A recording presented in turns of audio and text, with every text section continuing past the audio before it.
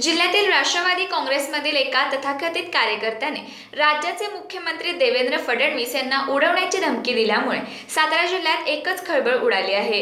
उद्या 4 फेब्रुवारी रोजी मुख्यमंत्री देवेंद्र फडणवीस सातारा जिल्ह्यातील खंडाळा येथे येणार असून या ठिकाणी साखर कारखान्याचा कोजन प्रकल्पाचे ते उद्घाटन करणार आहेत। दरम्यान तो कार्यकर्ता त्याच्या फेसबुक अकाउंटवरून राष्ट्रवादी काँग्रेसचा कार्यकर्ता असल्याचे निदर्शनास येत आहे।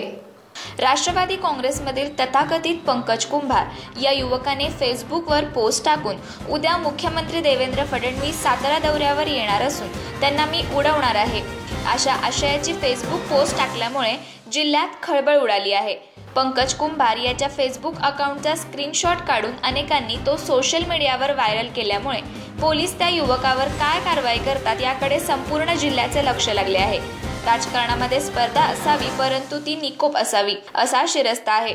मात्र एखाद्या राजकीय कार्यकर्त्याने समाज माध्यमातून राज्याच्या मुख्यमंत्र्यांना उडवण्याची भाषा करणे योग्य नाही। मात्र लोकशाहीच्या गप्पा मारणाऱ्या राष्ट्रवादीसारख्या पक्षातील एका तथाकथित कार्यकर्त्याने राज्याच्या मुख्यमंत्र्यांना अशा प्रकारे उडवण्याची धमकी दिल्यामुळे सातारा पोलीस दल अलर्ट झाले असून पंकज कुंभार या युवकाचा शोध घेतला जात आहे। दरम्यान उद्या मुख्यमंत्री देवेंद्र फडणवीस सातारा दौऱ्यावर येत असल्यामुळे त्यांच्या सुरक्षेत कोणत्याही प्रकारची त्रुटी राहू नये यासाठी सातारा पोलीस दल दक्षता घेत आहे, अशी माहिती सातारा पोलीस अधीक्षक पंकज देशमुख यांनी दिली आहे।